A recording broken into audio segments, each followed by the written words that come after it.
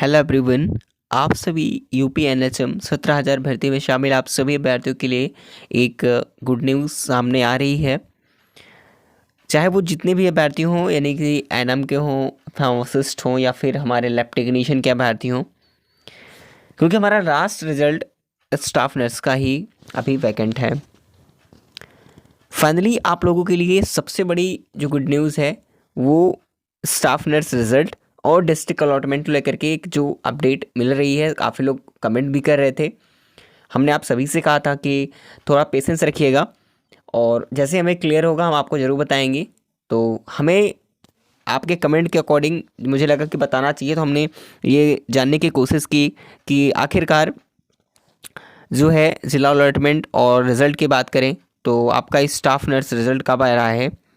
तो मैंने आप सभी से ये बिल्कुल क्लियर कहा था कि जो स्टाफ नर्स का रिज़ल्ट है, ठीक है, ये स्टाफ नर्स का रिज़ल्ट आप सभी का, ठीक है, 30 तारीख तक, 30 नवंबर से, ठीक है, आपका 5 जनवरी के पास तक जो है पूरी पॉसिबिलिटी है आ जाएगा। क्योंकि सबसे ज़्यादा कहीं पर वैकेंसी थी तो ज़्यादा वैकेंसी आपकी जो रही है वो स्टाफ नर्स में ही रही है, ठीक है।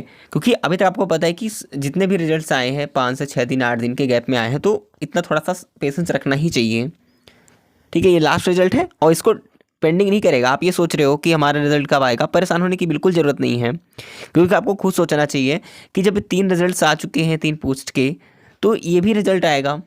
थोड़ा तो वही हफ्ते भर का समय लग ही जाता है, ठीक है। तो मैंने ये कहा कि 30 नवंबर तक या फिर 30 नवंबर के बाद अगर आता है तो फिर वो 5 जनवरी के आसपास तक आ ही जाएगा। इतना दिन वेट करना पड़ेगा और कोई एग्जैक्ट डेट नहीं के बता सकता है कोई भी हो, ठीक है। लेकिन मैं ये चीज़ें आपसे बता रहा हूँ जो मैंने देखिए पहले भी जितनी बातें कही हैं बिल्कुल सच हुई हैं रिजल्ट्स को लेकर के।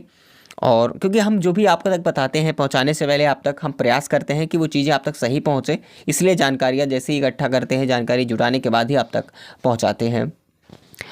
बात रही यहाँ पर जिला अलॉटमेंट की, तो देखिए मैं आपको बता दूँ सभी जितने भी 17,000 भर्ती में अभ्यर्थी शामिल हैं, जिनका चाहे स्टाफ नर्स का रिजल्ट आया हो ना आया हो और जिनका आ चुका हो, सभी लोग सुनेंगे।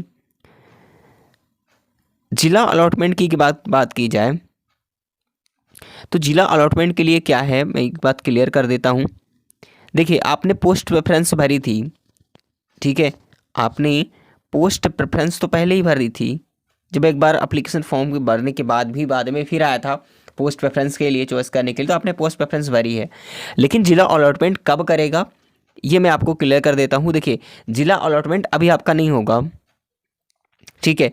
ये आपका पहले डीबी प्रक्रिया होगी। डीबी प्रक्रिया के बाद जब आपका फाइनल रिजल्ट आएगा उसके बाद ही आपका जिला अलॉटमेंट कराया जाएगा। जो भी आपने पोस्ट प्रेफरेंस में जिला डाला होगा, जो भी आपने डाला, चाहे होम डिस्ट्रिक्ट हो, इसके अलावा आपने अपने नज़दीकी डिस्ट्रिक्ट में डाला हो, ठीक है, तो उस पर डिपेंड करता है। हालांकि आपके ठीक ठाक मार्क्स होंगे तो होम डिस्ट्रिक्ट भी आपको प्रोवाइड हो जाएगा।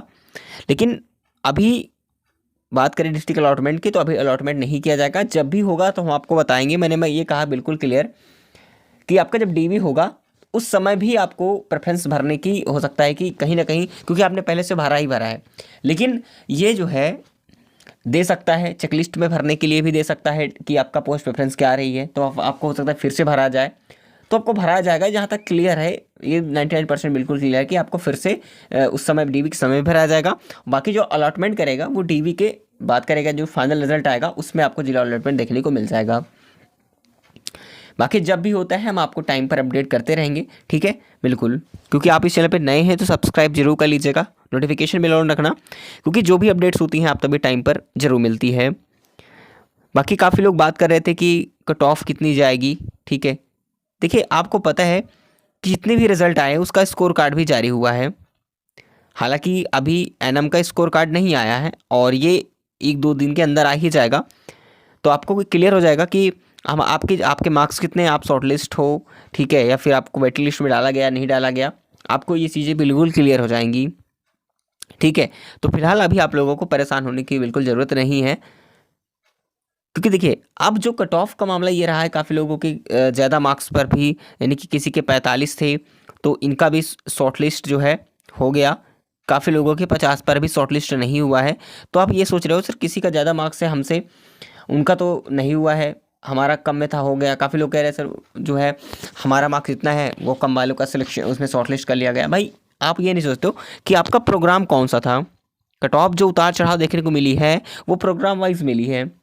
आज नहीं, मेरी अगर पिछली आज से 4 से 5 महीने पहले वाली वीडियो देखोगे, यानी रिजल्ट आने से पहले आप किसी भी वीडियो में देख लेना, मैंने आपसे ये कहा था कि भाई प्रोग्राम वाइज ही रिजल्ट आएगा, और वैसे ही बना है रिजल्ट। ठीक है, तो जाहिर सी बात है कि जिस प्रोग्राम में जितनी सीटें होगी उस हिसाब से आपको शॉर्टलिस्ट किया है। अभी मैं ये कहता हूँ कि 60% जो है सीटें खाली रहेंगी डीबी के बाद। ठीक है, वेटिंग लिस्ट में बहुत सारे कैंडिडेट्स को मौका मिलेगा। जिनके मार्क्स कम है, जिनको लगता है कि हम लोगों को मौका नहीं मिलेगा, आप लोग थोड़ा सा पेशेंस रखिए, उम्मीद बनाए रखें, और आपका ज़रूर वेटिंग लिस्ट में नाम आएगा। लेकिन तब तक आपको ऐसे बैठना नहीं है। आप लोगों को किसी भी एग्ज़ाम्स में आपने फॉर्म डाल रखा है तो प्लीज़ मैं आपसे रिक्वेस्ट करूँगा, अनुरोध करूँगा कि आप लोग अपनी तैयारी को बिल्कुल कंटिन्यू रखिए। आपको स्टॉप नहीं करनी है कि वेटिंग लिस्ट तक आप वेट करो, बिल्कुल नहीं। बस आप सभी भाई बहनों से बस यही रिक्वेस्ट करूँगा कि बस एक मोटिवेशन के लिए प्लीज़ वीडियो को लाइक ज़रूर कर देना, ठीक है, और सब्सक्राइब करके ज़रूर रखना, क्योंकि जो भी अपडेट्स होती हैं आपको टाइम पर मिल जाएगी। फाइनली चलिए मिलेंगे नेक्स्ट इन्फॉर्मेशन में, तब तक के लिए जय हिंद, जय भारत।